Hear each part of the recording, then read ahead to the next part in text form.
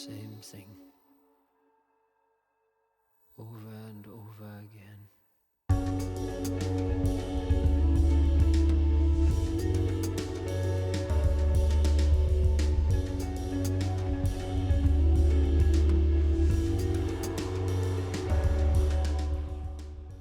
Political consciousness, as we have seen, in its maturity reaches a stage of apathy. However, one can say that consciousness has stages within itself as regards its relation to the political. The object of this video will be to briefly introduce the final stage of political consciousness, and then understand the more primitive stages of political knowing in relation to the final, so that way we may make better understanding of the final. As regards the final, when political consciousness surpasses its emotional primitive phase, and likewise moves beyond the mere form of ideology which stems from it, it begins to understand the political apathetically. It ceases to be emotional once it understands the reality of interest. Consciousness says to itself, "This is their interest, and I have mine. They understandably pursue theirs, and I mine." The matter at hand, that is to say, the dynamism of politics itself, isn't lost. Rather, it is understood at a more mature level. The final stage of political consciousness reflects this reality of interest back into itself. It moves beyond the mere understanding of interest of which its reality is known, implicitly, not explicitly. And now it begins to make this reality of interest explicit to itself, but unlike the stages prior, it begins to develop a mutual understanding of interest. Consciousness no longer merely understands that its opposition has its interest and consciousness its own.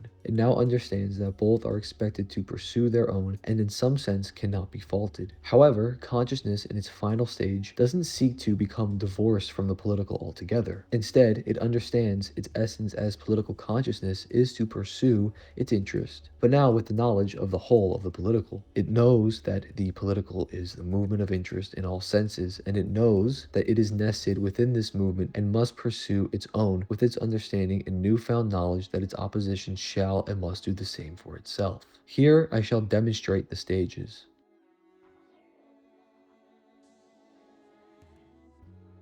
Consciousness understands it wants to exist in a certain fashion. It understands that there is an other consciousness opposed to this. This consciousness deems them the enemy of itself. It deems those in line with itself as friend. This concrete expression sees itself as the good opposed to the malevolent. It is moral and heavily sentimental in nature. However, it remains undeveloped and unsystematic as of now. It is a mere vague knowing of opposition and considers it malevolent.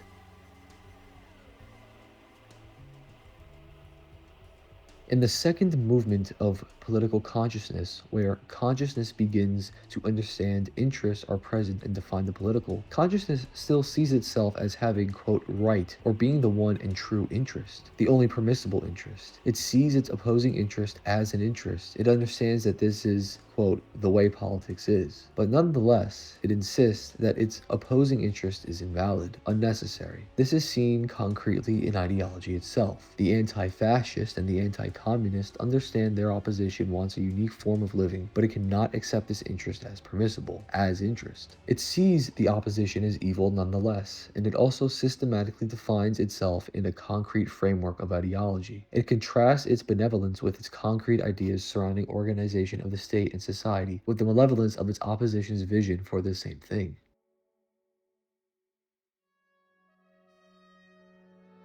This is the final stage of political absolute knowing. Consciousness may make a mistake that stems from the stage prior, once it realizes that all politics is the pursuit of interest. However, to stay in this reposed position is incomplete thinking. It is at this point that consciousness understands that the political is the juxtaposition and movement of interest, and that each constituent has their own, understandably pursues their own, and in the end, consciousness doesn't deny itself its own pursuit, but understands that it is what it is supposed to do. This final stage is distinguished last in that it now accepts that its opposition must pursue its own interests, and in some sense sees it as valid insofar as it is their interest, but it doesn't from this deny its own interest. Instead, it accepts its own as just as valid and necessary. From this knowledge, in its final form of knowing, that the political is the movement of all this, it can pursue its own interest through taking the interest of the opposition and using it to its own end. The valid interest can be appealed to insofar as this appealing can be used to subsume it back into oneself. A concrete example of this is, as we have mentioned prior, liberalism's commodification of resistance back into itself as a means to tame it. Revolution becomes something one can wear on their sleeve. This is achieved through taking the interest of opposition and making it your own. To negate theirs as true opposition, once it becomes your own, it is no longer juxtaposed.